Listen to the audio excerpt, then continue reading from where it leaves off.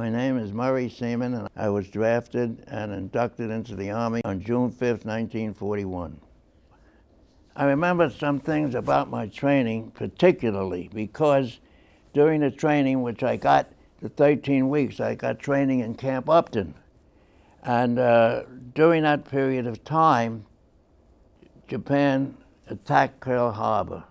Prior to that, I had applied to OCS in the Judge Advocates Corps because I had been practicing law for 3 or 4 years before I was inducted into the Army. So I applied for JAG, but I was told that they were not accepting any applications into JAG. After Pearl Harbor, when I finished basic training, I decided to reapply again. I was assigned to the quartermaster OCS school at Camp Lee. I became a 90-day wonder, quote unquote. I was assigned with three other men in the same class that I was to Fort Hamilton. I was assigned to an outfit called the 6th Port of Embarkation.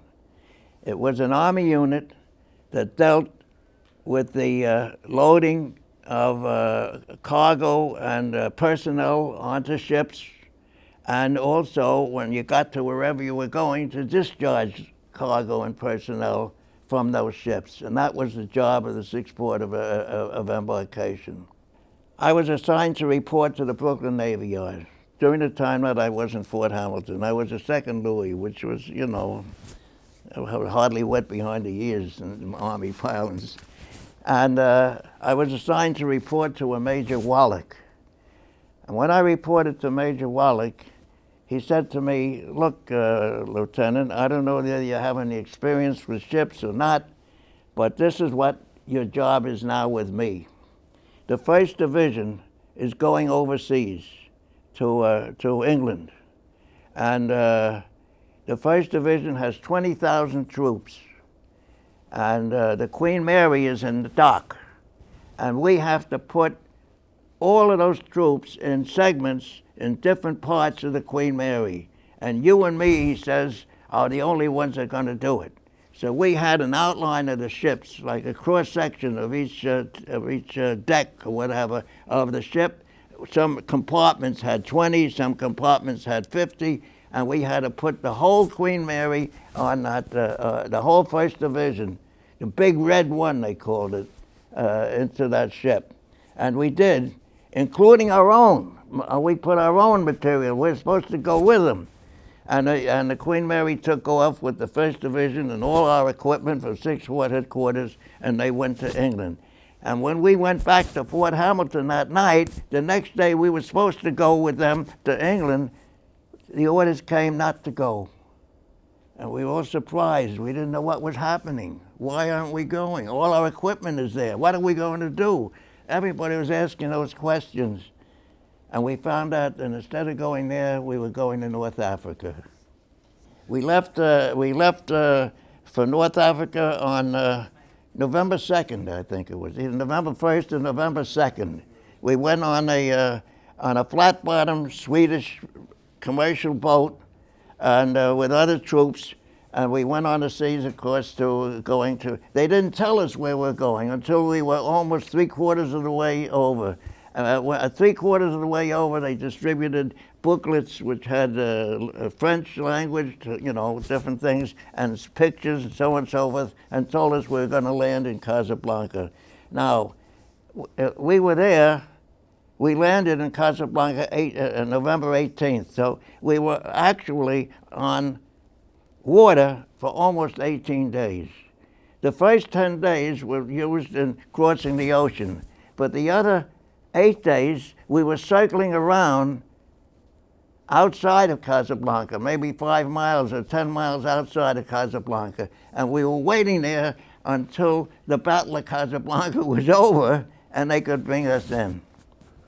And they told us that, at least we learned through, the word gets around pretty fast by rumor in the Army, but we were told, and we all believed, that the reason why they were very concerned, we were in a convoy of 100 ships, And you'd get up in the morning and go on deck, and you'd see all these ships going. And the ships zigzagged. Every 15 minutes they changed direction, and as they changed direction, they signaled with like a foghorn signal on every boat. So you'd hear 100 boats giving this foghorn signal every 15 minutes, and then they changed direction from this way to that way until, and the last 8 days we were just circling around waiting for the battle to go over. But they were always afraid of submarines at that time. Well, we had a convoy of destroyers to try to protect us, and I guess they did, because none of the ships were ever hit. When we got there, our job was to start working the port. And when we got into Casablanca, into the port, and we saw sunken ships there in the harbor. And the one thing that I remember very distinctly was the ship, the Jean Bart. It was the pride of the French Navy. And all you could see of that ship, it was sunk, and all you could see was its turrets sticking out of the water. But alongside in the rest of the port, there were sunken ships.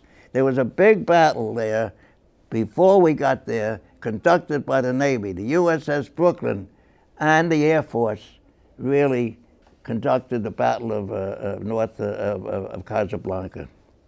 We left Casablanca by train. It was about at least 800-900 miles, and we bivouacked out there in Iran. And we experienced air raids every night. Our next stop after Iran was Naples. Now, the outfit was broken up into two because Naples alone had difficulties. It had been bombed by both British and American Air Force. When we got there were sunken ships all over the port. We had to, we did, but the engineers, whoever they were, put planks over the keels of these sunken ships. And that's how we got ashore, by going over these planks that were stretched from one keel to another. However, Naples was important because we had to get supplies, land to support the troops. So there was a contingent of the 6th Port personnel that also went to Salerno.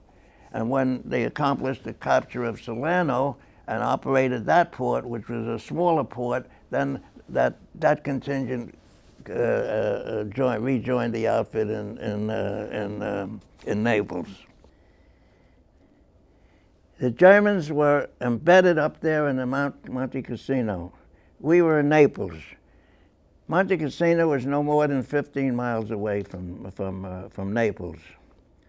And our army, the 5th Army, headed by Mark Clark, was stymied completely. They just couldn't get past it. Every attempt that they made was repelled by the Germans, who were in a superior position, and we just couldn't get there.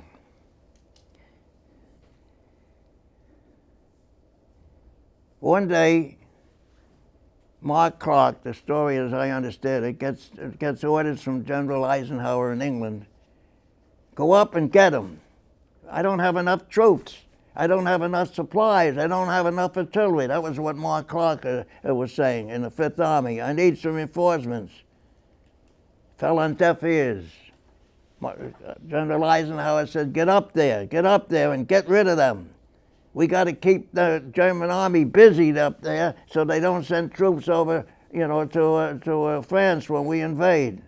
So he sends 2 Texas divisions. The 34th and the 36th Texas divisions went across the Rapido River and tried to march up, conquer, capture Monte Cassino.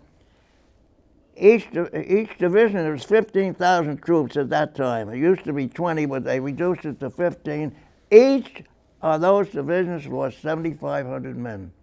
I think World War II was really a patriotic expression. And I think America does have these patriotic expressions all during its history. And it sort of inspires Americans to transcend the normal values of of civil life.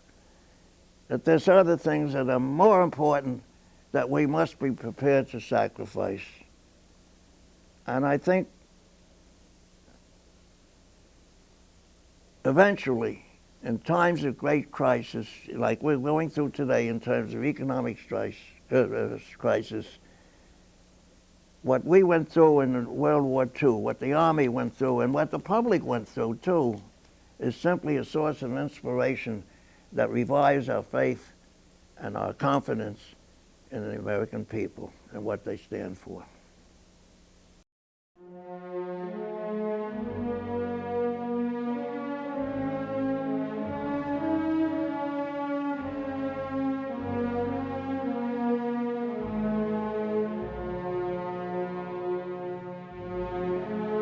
My name is Stanley Romaine.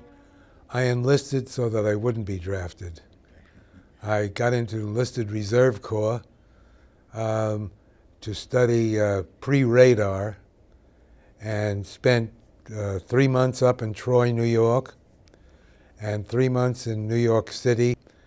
And then I wound up at Cornell University in a pre-radar study.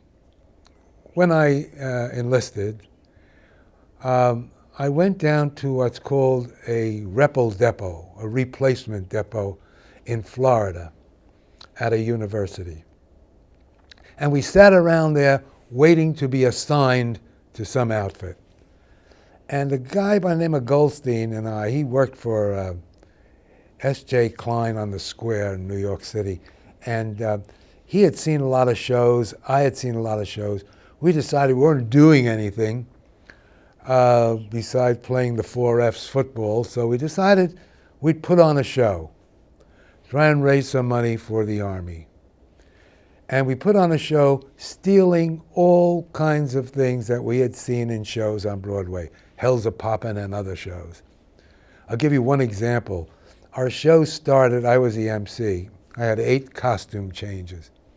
I was the MC, and I said, this is going to be an 8-hour show. And a guy up in the balcony says, how long? I said, 8 hours. He shoots himself, and we come in with a stretcher and carry him out. We had a guy who could get out of all kinds of chains. He got out of this one, he got out of that one, and so forth. In the last analysis, we put chains on him that no human being could ever get out of. And he was struggling all during the show. At the end of the show, when people came out, he was at the box office still struggling to get out of the chains. So that's the corny humor that we had, but it was helpful to raise money for the Red Cross. And later on, we did that same show at the University of Wisconsin when I was there studying Spanish. I'll tell you an interesting story, interesting to me. One night at dinner in Great Neck, I was sitting with a chap who was talking about having been in the Army, where was I in the Army, and I said, I told him some of my particulars, and then I said, I wound up in the ASTP, Army Specialized Program, at University of Wisconsin. He said, I was at the University of Wisconsin. I said, really? What were you doing there? He said, I was with ASTP. I said, really? What language? He said, Spanish. I said, I was in the Spanish division. And I looked at him, I said, oh my God, I would never have recognized Julian Kane. He said, you're Stan Romaine. I didn't recognize him at all, and it came out of the blue. We found out we were in the same outfit in the University of Wisconsin. We went our separate ways. He went into some kind of decoding thing, and I wound up in the infantry. We were supposed to be Spanish interpreters, and we were going to be second lieutenants directing people because we spoke Spanish so well. Didn't happen. I wound up in the infantry via the Air Corps. I wound up in England and went into the Battle of the Bulge with the 76th Infantry Division. 2nd Battalion Headquarters Company. I didn't find it very enjoyable. It was difficult. We were under bombardment a number of times and in danger a number of times. But I was one line behind the infantry doughboys because I was in charge of a secret decoder where I would get a message from headquarters, which I had to decode on my machine and then give instructions to the rest of the troops. And I carried that decoder with me at all times with the instructions, if I ever going to be captured, to open up a hand grenade and fall on the decoder. Well, thanks a lot. We crossed the Rhine at Saint-Gouard, which is St. George. And we were under some shelling. And I got separated, and we did this, incidentally, at 12 midnight. And so I got separated from the rest of the battalion climbing up a hill. And I had with me a young guy, and I had planned if we were going to get captured, I'd give him this message sender thing that he could fall on a hand grenade and blow it up. Well, it didn't work out that way.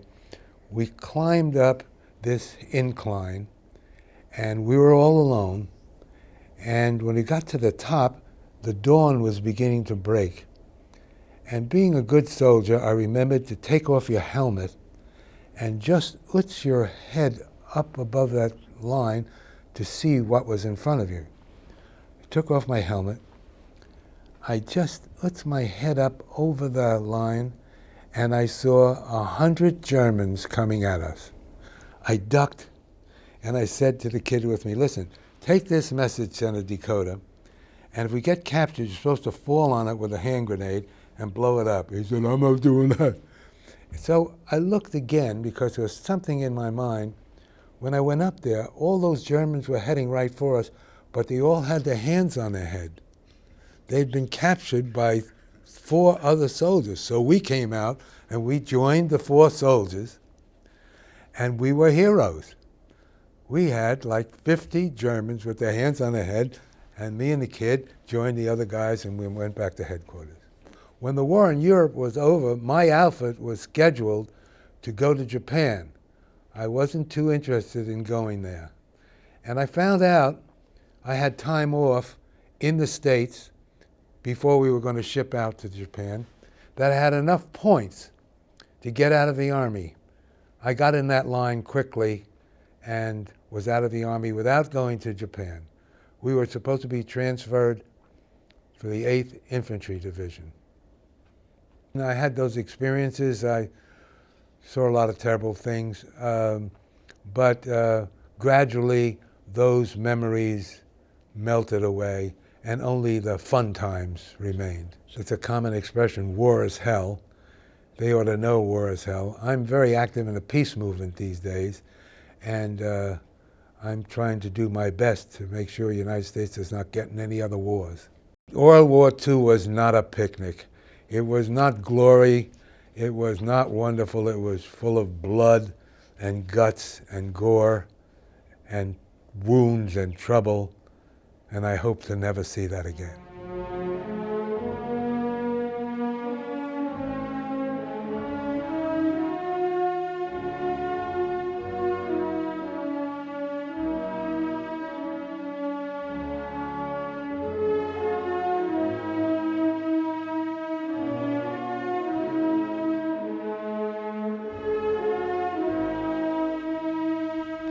My name is Jules Siegel.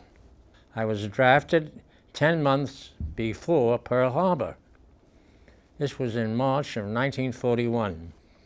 I was told to report to my old public school in Brooklyn, and my parents, as I remember, were walking up the street at 6 a.m. in the morning on a very cold morning, and both of them sighed and cried at the same time. We approached the school, and there were quite a few other enlistees or draftees waiting outside. They handed each of us a card and told us to report back to the Jamaica Armory in Queens, and as such, I did report there. And we remained in that place until late evening, whereupon that we got on the train